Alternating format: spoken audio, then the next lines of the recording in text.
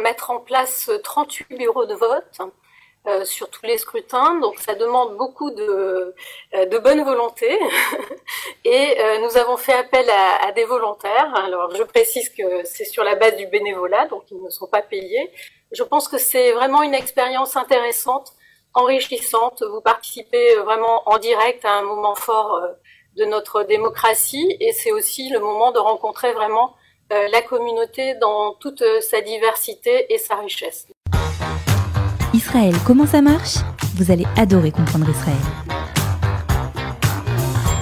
Vous êtes nombreux à vous passionner pour la campagne présidentielle française. Mais si vous vous réveillez un peu trop tard, eh bien, vous ne pourrez pas voter et exprimer votre suffrage. Donc, on a décidé ce matin, eh bien, de recevoir Madame Florence Mayol-Dupont, consul générale de France à Tel Aviv, pour parler justement des élections et comment voter. C'est surtout ça l'idée.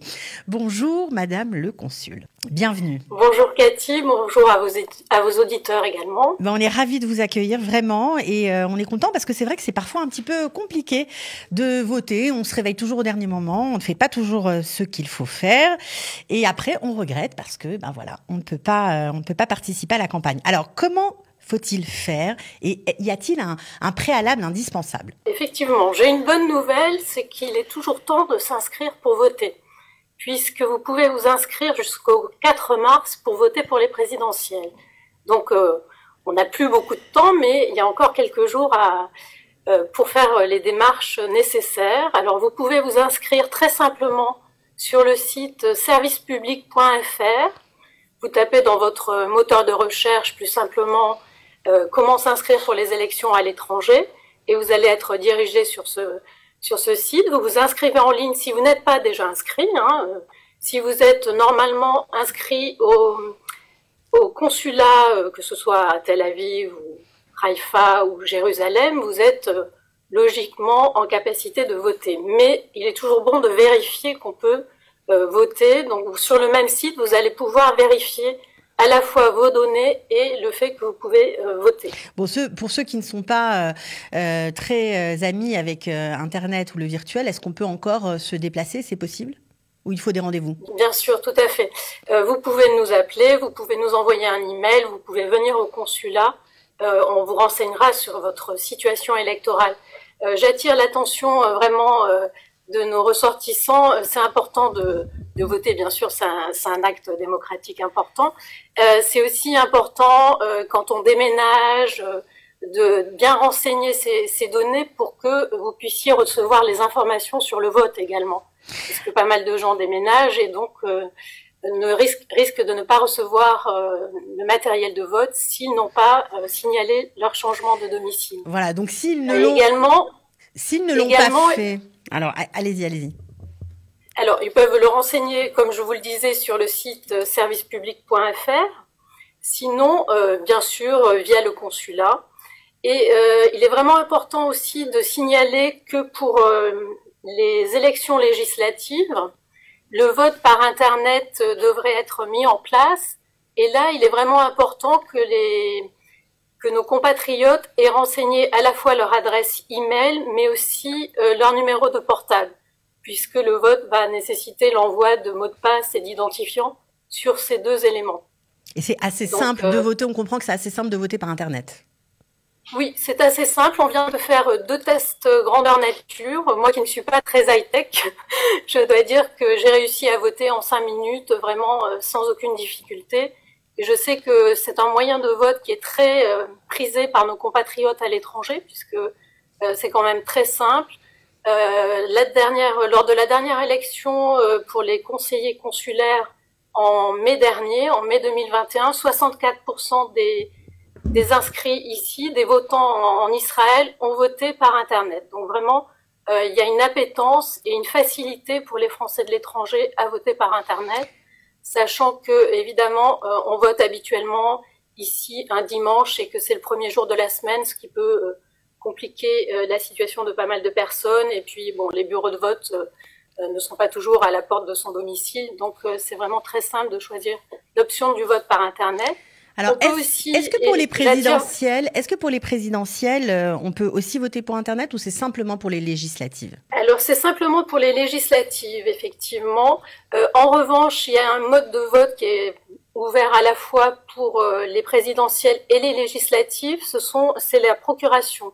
Donc si vous savez dès à présent que vous ne pourrez pas voter en personne à l'urne, si c'est compliqué pour vous, pour des raisons, j'allais dire parce que vous travaillez, ou vous êtes un petit peu fatigué, ou vous serez en déplacement, il faut vraiment dès à présent donner à une procuration à une personne de confiance, bien sûr, qui viendra voter dans votre bureau de vote. Donc ça, j'invite vraiment tous ceux qui voudraient voter mais qui n'ont pas la possibilité physique de le faire à l'urne, de prendre dès à présent la décision de donner une procuration.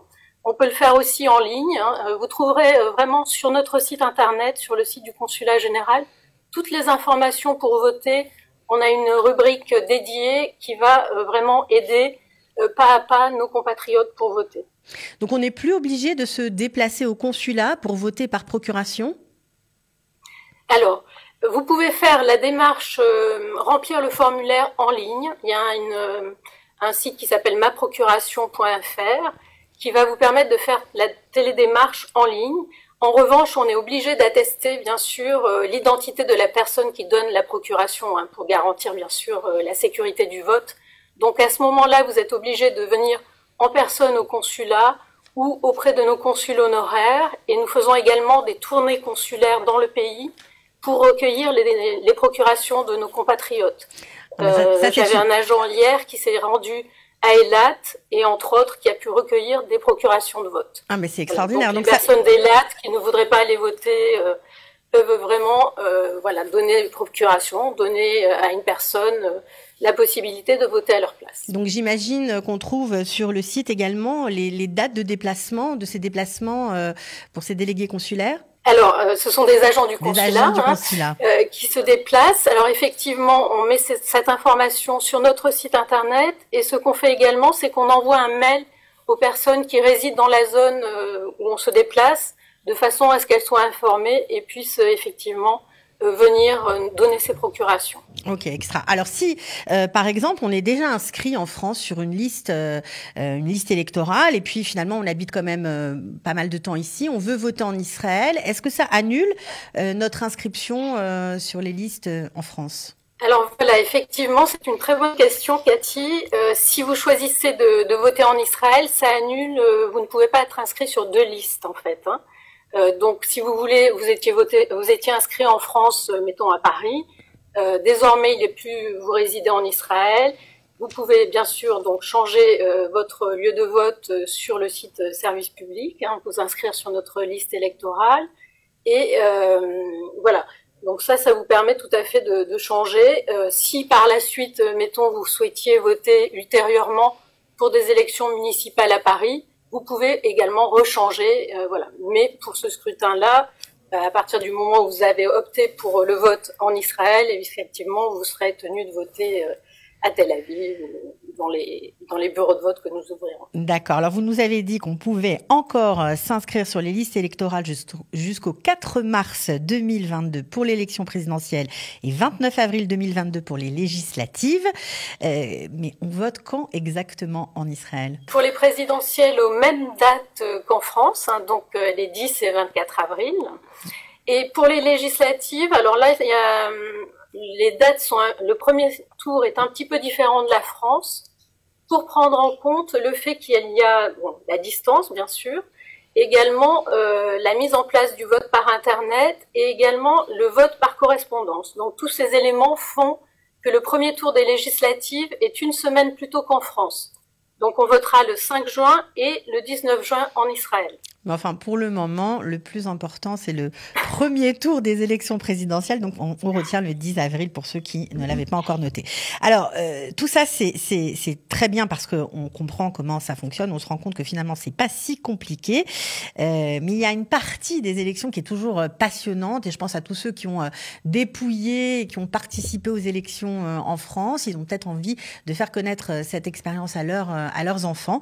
Je crois que vous faites aussi appel à à des bénévoles. Est-ce que vous en avez besoin pour cette campagne? Alors effectivement, on va mettre en place 38 bureaux de vote sur tous les scrutins, donc ça demande beaucoup de bonne volonté et nous avons fait appel à des volontaires. Alors je précise que c'est sur la base du bénévolat, donc ils ne sont pas payés, mais nous avons déjà eu pas mal de réponses, mais si des personnes sont intéressées, je les remercie et je les invite vraiment à nous contacter. Alors là aussi, vous pouvez passer par notre site internet et vous enregistrer en ligne, nous donner vos disponibilités, etc. Je pense que c'est vraiment une expérience intéressante, enrichissante. Vous participez vraiment en direct à un moment fort de notre démocratie et c'est aussi le moment de rencontrer vraiment la communauté dans toute sa diversité et sa richesse. Donc c'est vraiment un moment, je pense, une expérience pour les personnes de tous âges. Vous parliez des jeunes, mais bien sûr les retraités aussi. Vous avez du temps à y consacrer. C'est vraiment très enrichissant.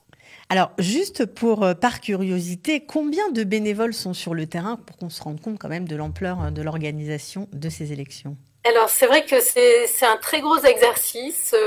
Au niveau du consulat, on a commencé à travailler dès le mois d'août 2021. C'est un très gros chantier logistique et le jour J, on a, sur l'ensemble des scrutins, autour de 800 bénévoles ou agents de l'ambassade, du consulat qui sont mobilisés. Parce que vous avez le bureau de vote en tant que tel, mais il y a aussi toute l'orientation des électeurs, la vérification des identités, la sécurité, etc.